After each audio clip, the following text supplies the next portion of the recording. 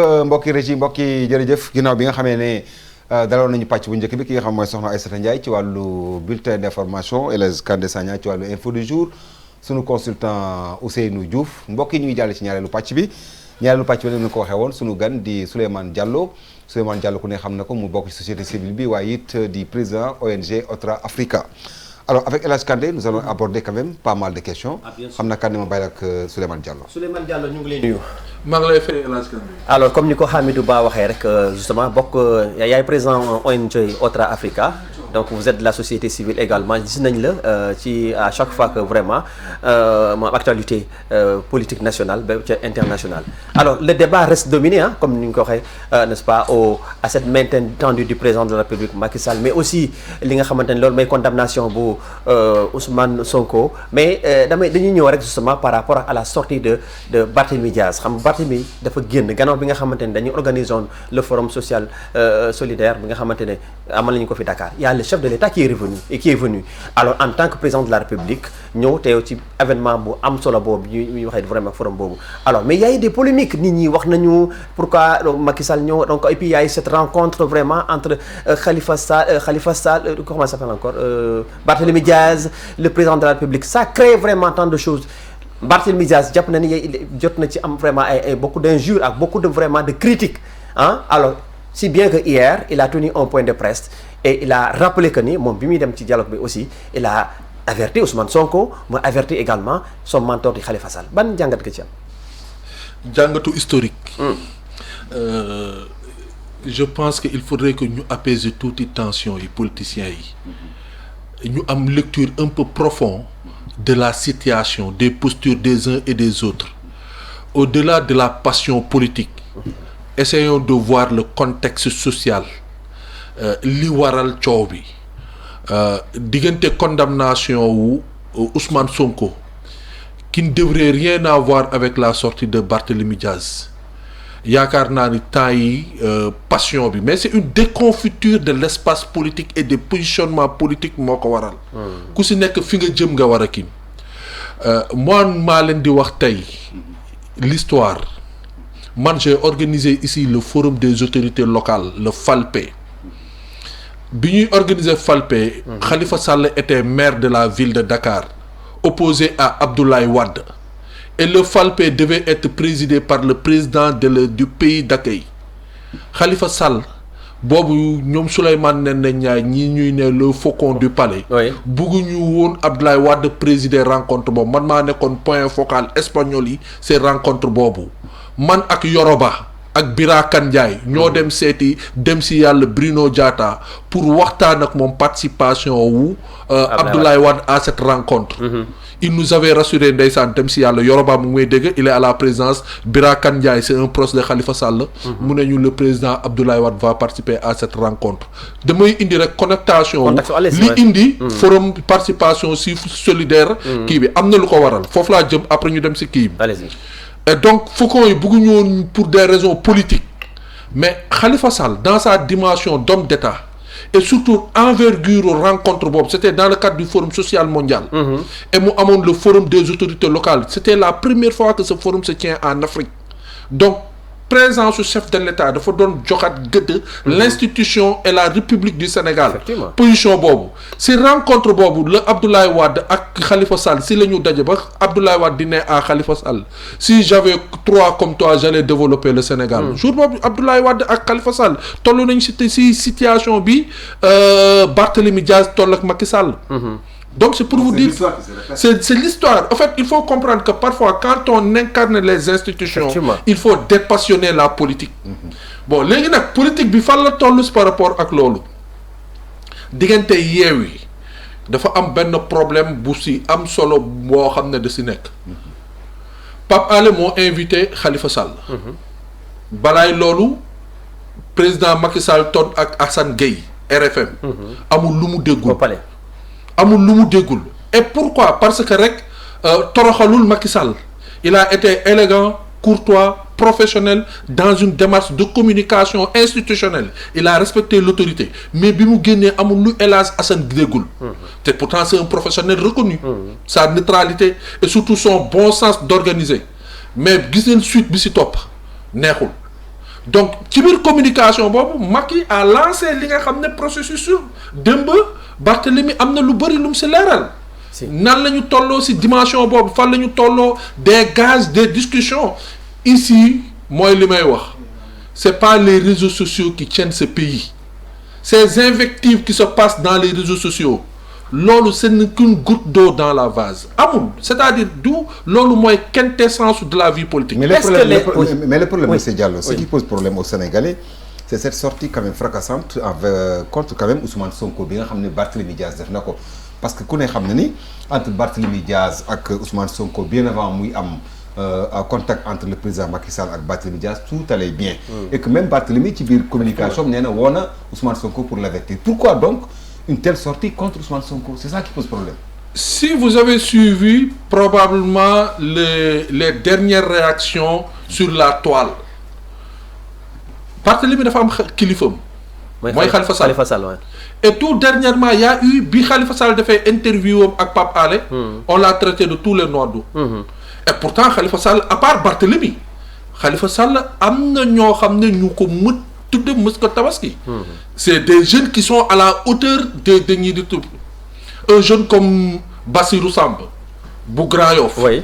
Un jeune comme Léopold Mbaye il maîtrise parfaitement l'outil digital mais ñooñu ñëpp dañ leen tënk donc Barthélémy nga xam ne am na ay liens de proximité ak Ousmane Sonko bu demee ba am une réaction aussi à cette dimension kon affront bi am na fenn fu mu toll ñoom seen biir.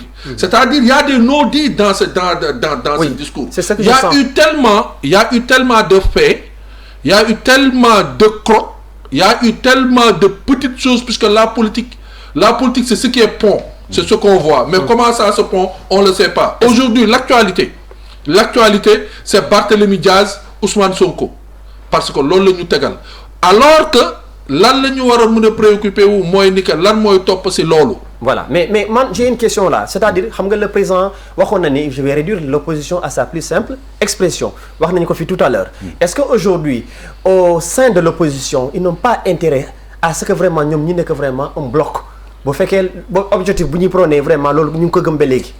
surtout d'ici les élections. Parce que nag ce que je vois on va probablement vers un effritement n'est-ce pas de l'opposition si ça continue comme ça. Non c'est déjà acté. Oui. C'est-à-dire aujourd'hui ce qu'il faut comprendre mooy ni que cette opposition bipolarisée par Yewwi Askan Wi mais ci biir Yewwi Askan Wi dafa am ay affronts yu fa nekk. ñii kii la ñu àndal ñële kële la ñu àndal tey def nañu seen conférence de presse pour un peu unir se remobiliser et par rapport à la situation de Sonko.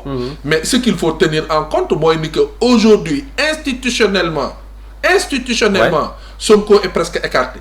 C'est sûr. C'est-à-dire bataille bu ñu si munti une bataille de rue la bataille de feu à sang la. Mais bataille institutionnelle ki ngay jébbali kayit bi pour mu valider ko. foofu boo fa yóbbee. nga taal ba nga dese doomu taal.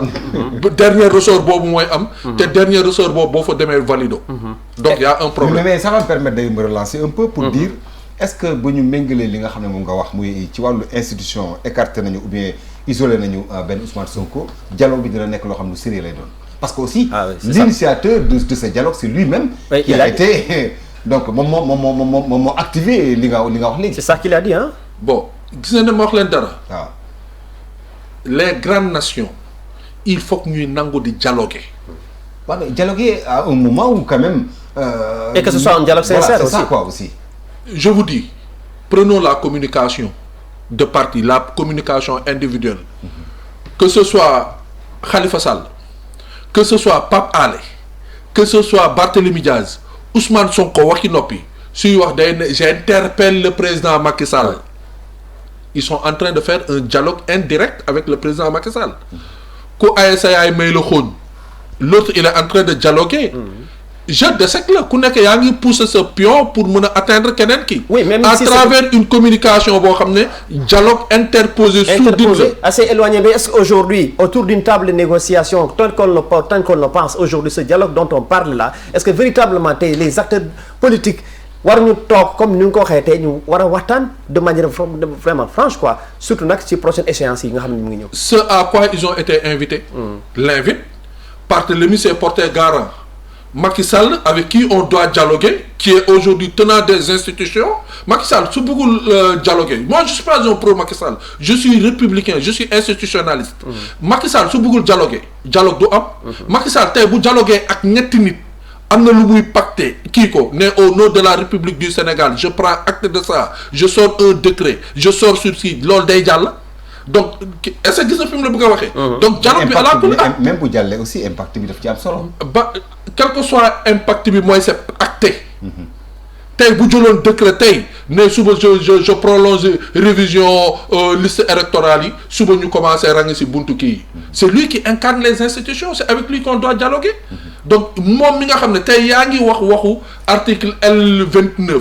pour ñu xool ko moom si tu ne t'assois pas avec lui sur une table li ko Barthélémy wax ci biir salon lii d'accorduñ ci lii d'accorduñ ci lii d'accorduñ ci si on s'assoit pas sur une table et l'acte au nom du dialogue national mais loolu mënul kii on peut en discuter au salon mais le cadre idéal où on peut s'asseoir pour en parler et l'acter pour dire que au nom du Sénégal au nom du dialogue les acteurs politiques réunis tel jour le parti au pouvoir la présidence représentée par tel nous avons pris acte sur nous sommes d'accord sur ce nous allons revoir telle chose à partir de telle chose telle personne ne participera pas telle personne qui nous allons admissier nous n'allons pas admissier mais ça c'est dans le cadre c'est quand on s'assoit sur une table c'est pas dans les salons que ça va se passer pour acter quelque chose il faut qu'on s'assoie il faut qu'on s'assoie mais monsieur Diallo disons franchement est-ce qu'aujourd'hui il est tout à fait normal vu le contexte politique là sur les relations en tout cas tendues entre l'opposition et le pouvoir actuel le régime de Macky Sall je veux dire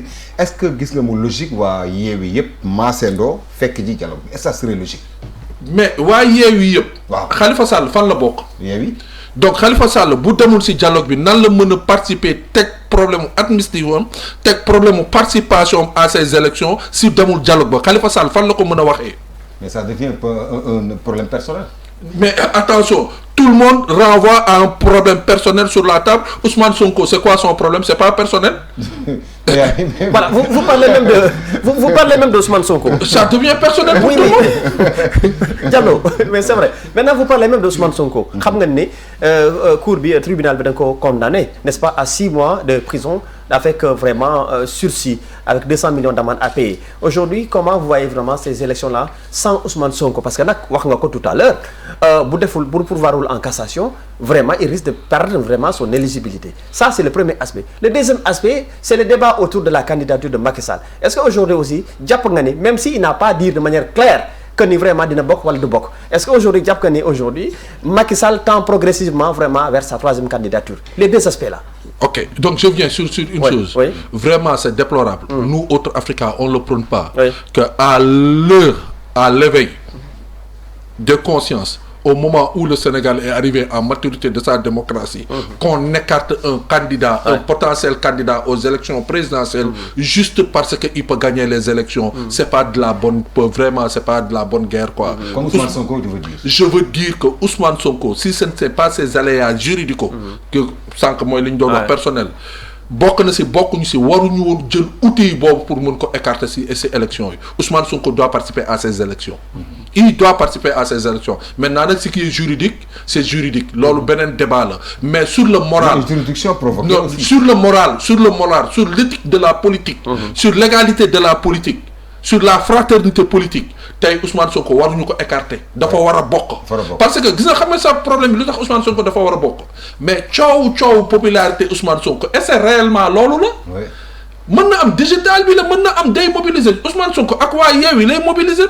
Khalifa Sall bu demee yoonam keneen bu dem yoonam parce que Déthié dem yoonam mobilisation boobu ñuy wax mët boobu ñuy wax est-ce que Ousmane Sonko rek la est-ce que Ousmane Sonko rek la ku nekk parce que élection yi dem nii Khalifa Sall day dem bu ñu ko administré Déthié day dem keneen day dem Gakou day dem donc Yewwi mu ngi tas donc est-ce que parce que dafa bokk ci seen i sart quoi non waaw mais sart boobu tey sart bi ñu nekk di wax noonu si Yewwi foofu la ñu mën a teg ku nekk boo demee ana mët bi ñu doon wax parce que mët Yewwi moo doon mobiliser si tuuru Yewwi lañ doon mobiliser donc tey lan mooy composant wu net kan si ñoom moo mën a peser ne man mën naa dem aux élections gagner ko au premier tour kan moo ko si mën.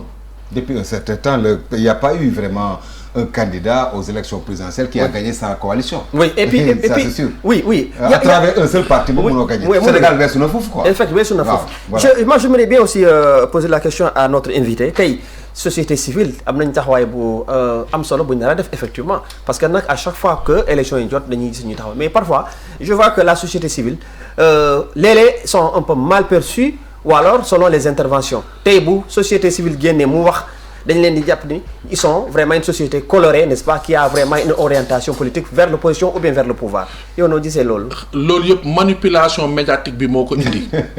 c'est-à-dire si c'est ça tey kenn amatul liberté d'expression. te tu n'es pas lynché ou tu n'es pas catégorisé d'un camp ou de l'autre. man su ma waxee tey ñu ne ma Macky Sall nga faral xaw ma sax xaw ma sax seen parti fu mu nekk. am na loo xam ne bu ma ko waxee léegi waa gouvernement bi di ma xool di ma ne non ñii ay booyu Khalifa Sall lañu. alors que j'ai des liens personnels ak Khalifa Sall. alors que war naa mën a am benn liberté bu may permettre ma exprimer joxe sama observation def sama analyse politique fekk ni faruma fen y a combien de Sénégalais attention ce que je voudrais dire à ces gens-là. La majorité sénégalaise est silencieuse. loolu moo tax à chaque fois. fii la ñu toog ci seen plateau bii la ñu toog. veillu jouru élection yi. quelque temps après ñu ne ma Mimi Touré c'était un peu confidentiel Mimi Touré Ousmane Sonko gisoon nañu ci plateau bi laa waxoon. amoon na wala amul ma ne leen keneen ak keneen dina gisante ak Ousmane Sonko. Mimi Touré dinañ gisante ak ñeneen. parce que fu mu ne nii dañu déconfiturer il faut qu'ils se parlent pour trouver des alliances pour aller à ces élections là. Benno Bokk Yaakaar parti au pouvoir mais fu mu nekk nii dañu am problème moi je peux pas concevoir aujourd'hui des élections au Sénégal fu ñu toll nii les partis historiques parti socialiste de facto Khalifa Sall bu poser candidature bu ñu nangee candidature Khalifa Sall admissible ko mu poser candidature mu valider ay parrainage am ñi nekkoon parti socialiste ñëpp Khalifa Sall la ñu àndal. Ah oui c'est ça que ouais. Ok. Ouais. léegi ñeneen ñi AFP. Moustapha Niasse est presque à la retraite. tey AFP lan la ñu def dañu seey AFP dootul bokkati. AFP bokkatul ci dara. Il y a Aliou Sarr qui s'est retiré pour une candidature hein. Aliou Sarr l'ancien ministre. L'ancien ministre Aliou Sarr oui. Je pense que su ñuy def logique tey politique par rapport à la vie politique réelle. Ouais, mais il n'y a pas une personne mieux placée, charismatique, 9 ans d'expérience ministérielle, qui a géré l'AFP depuis l'opposition tant ñoom dans son combat tey. C'est la personne la plus pondérante, la plus adéquate pour gérer aujourd'hui les bu dul loolu AFP si centre lay dem. Aliou c'est le candidat idéal. yow yaa ko wax. Et moi je partage ci samay analyse que tey mais AFP si tànk bi ñu nekk di dox tey AFP suñu toogee ne dañu ànd ak Macky Sall la ñu àndal ñu xëy Macky Sall nee leen je ne suis pas candidat à rien du tout damay delloo kii bi exemple laa joxe. Supposons espérons que ça va se passer comme ça ñu ngi ne Macky Sall warul poser troisième mandat am Macky Sall dégg appelu population bi ne je ne suis pas candidat AFP kon nu ñuy def. AFP comme ni ñuy def donc pour vous dire que aujourd'hui les analystes politiques ñu ngi xool ku nekk et de facto moi j'aurais dit à Aliou Sarr et à l'AFP nañu xoolaat seen bopp candidature à Aliou Sarr war na mën a nekk ci en même accord te mu indi benn désaccord seen candidature bu légitime la candidature de Aliou Sarr de l'AFP par rapport à ces échéances fait le renouveau de l'AFP day tax AFP bokkaat par rapport à l'échiquier politique AFP bu ko defulee suñu kiiwee Aliou Sarr mu ngi noppi AFP bu amulee candidat mooy AFP dee na bokkatul. Souleymane Aliou Diallo. En parlant justement de candidature Amidou on parlait tout à l'heure dans la première partie de ce plateau. On a vu maintenant vraiment cette pluralité n'est-ce pas de candidature ku nekk rek da ngay tëb il est vrai maintenant que suñu constitution effectivement moo ñu permettre tout citoyen qui remplit les conditions d'éligibilité war a mën a bokk ci élection mais aussi est-ce lu mel ni présidence de la République ak lu ñu gis ak aussi les défis yi nga xamante ni ñuy xaar nous avons le pétrole nous avons le gaz aujourd'hui est-ce que il n'est pas temps de reposer sur la table li nga xamante lu may profit véritablement le profit n'est-ce pas d'un candidat et puis qu'il y ait vraiment ñu bañ a am vraiment ces multitudes vraiment de candidatures quand même. waaw vous m'excuserez le terme est assez péjoratif pour ñi may déglu yëpp. muus bu jug sax léegi dafa bëgg a nekk candidat aux élections présidentielles. challenge bi moo ko waral. parce que aujourd'hui c'est le lendemain que les gens sont en train ku bëgg a bokk suba il faut nga yëngatu tey. alors que warul demee noonu. candidat élection présidentielle d'un pays dafa war a nekk lu sérieux dafa war a nekk ku xam ne wax dëgg yàlla pare na man tout le temps ñeneen yi di ma provoqué doo nekk ma ne leen mais yéen ku mënul nekk maire koñ nan nga mën a nekkee xam nga il faut être assez lucide quoi dañu anticiper des fois léeg-léeg bëgg a bokk wala wut tour wala bëgg xam nga wut tour xam nga j'étais candidat monnaie d'échange la tout à l'heure on a parlé de l'AFP qui depuis 2016 depuis 96 mu ngi ci landerneau yi accompagner ay présidents qui l'AFP c'est tout à fait normal une personne comme Alioune Sarr vraiment participer na ci effort kii yëpp 9 ans de conseil de ministres siège 9 ans conseil des ministres occupé ay poste un homme d'État am na carrure am na CV am na parti politique dans le cadre d'une coalition forte lui c'est un bon candidat aux élections présidentielles kooku CV am mënuñu ko wax mais da ngay gis fële kenn ku dem defi da ngay gis kenn ku dem defi fële 20 ans ci kii bi nekk ci bateau yeeg nekk ci pêche yeeg nekk ci kii yi ramasser ay milliards rek ginnaaw am nga xaalis am nga juddu am nga CV rek da nga bëgg a ñëw non man dama war a diriger Sénégal j'ai un projet de société mais souvent ñoom ils parlent de rupture quand je parle de rupture je veux dire ñoom souvent li ñu jàpp mooy les anciens hommes d'État ont failli à leur mission il faut une nouvelle génération une nouvelle idéologie maanaam le secteur privé qui doit maintenant gérer le pays. C'est tout à fait normal mais quel secteur quelle personne les élections présidentielles c'est le rendez-vous d'un homme et son peuple. Et encore une fois de plus on peut pas se réveiller d'un bon jour rek pour dire que non il faut nga am parcours il faut nga am loo teg li nga xam ne moo lay ràññee ci Sénégal yi man am na ay candidats yoo xam ne am na kenn koo xam ne dama toog waxtaan ak moom j'ai été très honnête ak moom am na profil am na alal am na CV am na relation am na lobbying bi il est à l'international ci kàngamu international yi la bokk c'est un Sénégalais suñu leen joxee CV am da ngeen ne kii nan la mais Sénégalais bi ci bopp koñ bi fii xamu ko.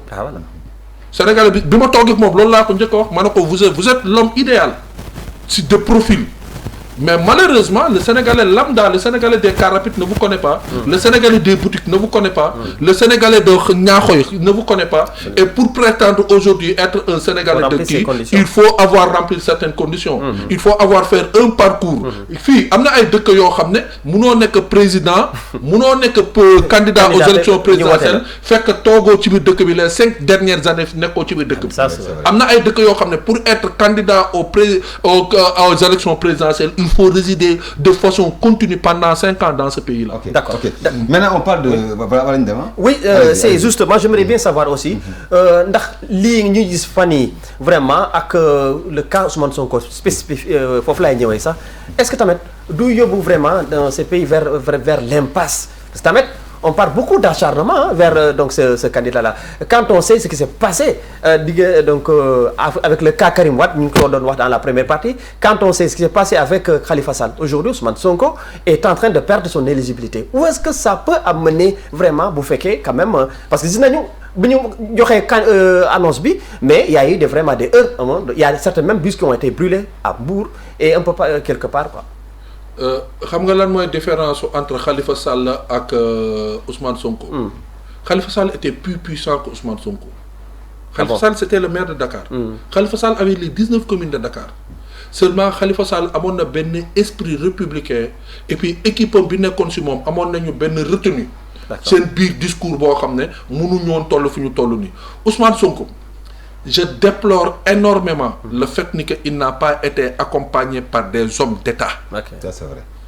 La seule faute que Ousmane Sonko a tenue, c'est-à-dire c'est par rapport à sa communication. Tout son staff d'ailleurs il y en a pas. Le projet était là. Tout son staff, il y a le renouveau était là. La génération était là. C'était quelqu'un qu'on ramenait. Il suffisait qu'il soit accompagné dans sa communication, dans sa stratégie, des gens qui connaissent l'État.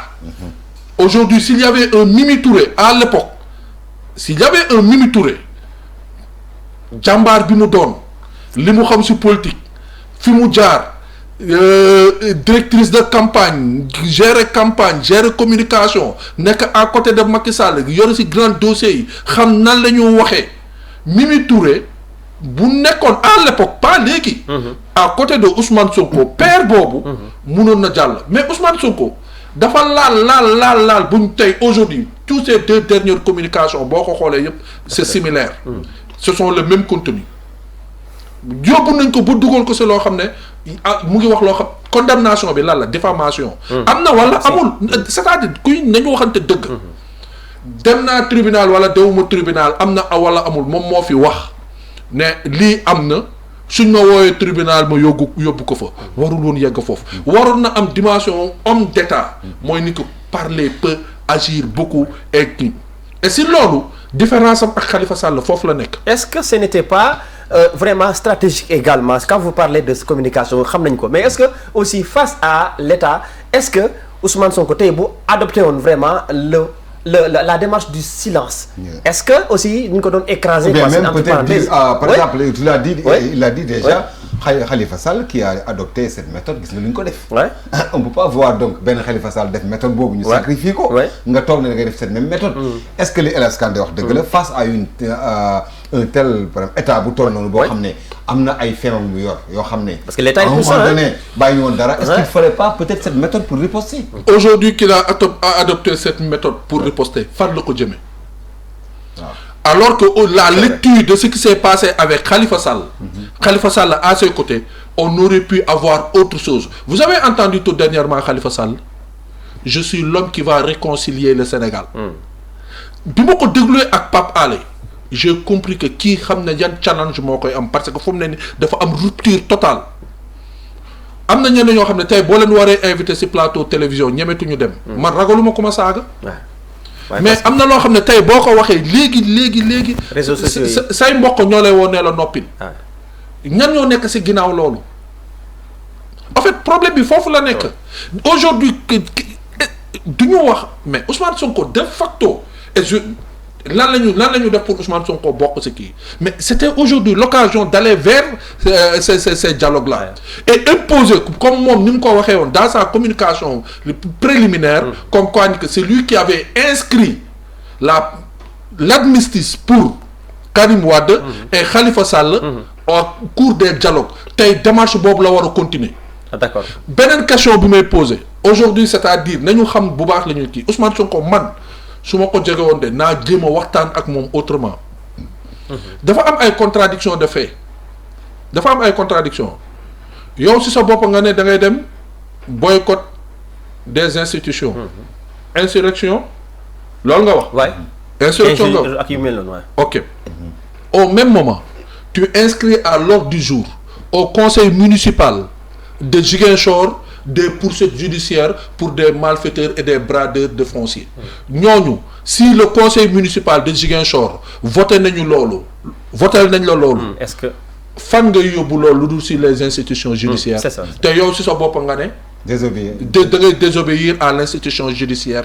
Toi personnellement qui incarne cette institution qui est municipale tu inscris à l'ordre du jour c'est inscrit à l'ordre du jour acte posant pour poursuivre ceux qui ont bradé les qui foncé de Ziguinchor. xëy na dafa gëmatul aussi la démarche de la justice. mais parce que Diallo, de la mais aussi monsieur Souleymane Diallo c'est vrai que c'est vrai que Souleymane Diallo je suis entièrement d'accord mais à la place aussi de dénoncer quand même les comportements de Ousmane Sonko il y a aussi ces agissements des autorités contre Ousmane Sonko yi nga xam ne xëy na moo provoqué une telle situation.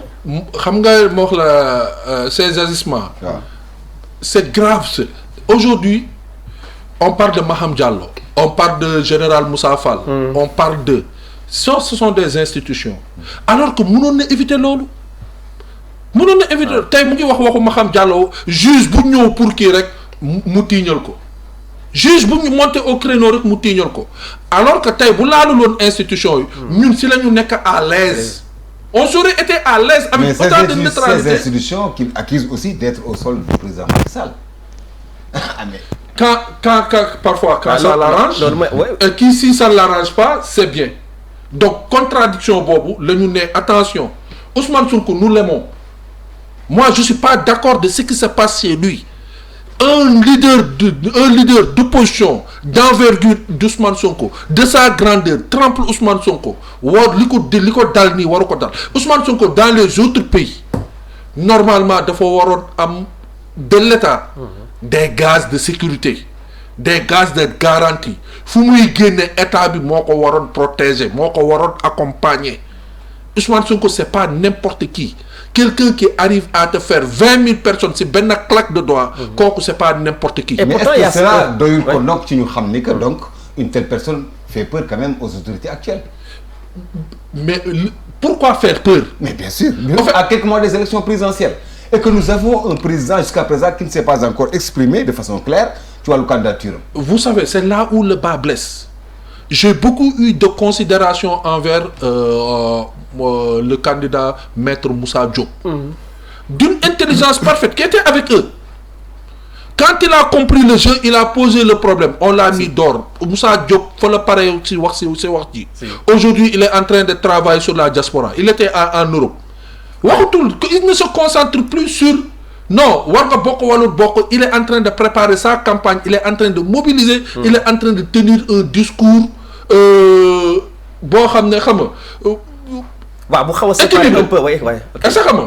pour au moins présenter une alternative à ce que nous sommes en train de vivre.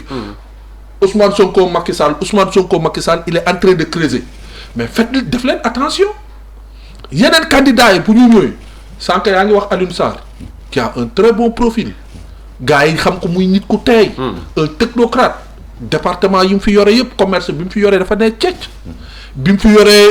tourisme, transport aérien. Ouais. On a vu les résultats, les aéroports, on a vu les résultats. Comme nous am profil, am appareil parti, beaucoup de coalition, quand vous avez challenge par rapport à ce que on parle de Mimi Touré. Mais attendez, nous avons un profil de et donc nous pouvons focaliser sur la troisième candidature Macky Sall. Mimi Touré moom bu ko wax de parce que Mimi Touré moom vraiment boo xoolee ci démarche am moom nekkoon na ci nguur gi il a eu à défendre le président Macky Sall jóge nekkatu fa il est dans l'opposition muy wax beneen kii finalement Sénégalais tamit xam nga dañuy xool Alioune Diallo la démarche de nos hommes politiques. tey jii s'il y a une constance Kandé dans l'attelage gouvernemental bëri na ñu nekkoon ak Macky Sall te tey ñu ngi ci biti nekk contre Macky Sall. Idrissa Seck mu ngi fi. Coumba Ndoffène mu ngi fi. Mimi Touré mu ngi fi. Moussa Diop mu ngi fi. ñeneen dañu ñëw xam nga nag ñii ñooñu ñëpp lenn rek moo si kii mooy ni que ñi nga ñëw ne ñi nga xam ne seen loxo dafa takk wala seen gémmiñ dafa takkoon ñooñu mettre leen à côté. c'est vrai. Man yaa ngi indi sama xel je vois le profil de Alioune Sarr. Alioune Sarr, je vois quelqu'un comme Alioune Sarr qui a été dans le gouvernement pendant 9 ans force Covid bi mu ñëwee bi ñuy dóor bàcc ñenn ñi alhamdulilah au contraire il a reçu des félicitations. On a besoin de gens comme ça ñi nga xam ne mën nañu wax ak kilifa diine yi mën nañu waxal opérateurs yi mën nañu waxal partenaires yi ils font preuve de calme. Ils font preuve de sérénité. Ils incarnent l'État dans sa profondeur. Des gens yoo xam ne au moins ñi mën nga dialoguer ak ñoom par A mën nga dialoguer ak ñoom par B. Ils ont un très bon profil. Ça, en fait, ce sont des gens comme ça qu'il faut encourager leur candidature. C'est ça. Est-ce qu'il y a une dernière question?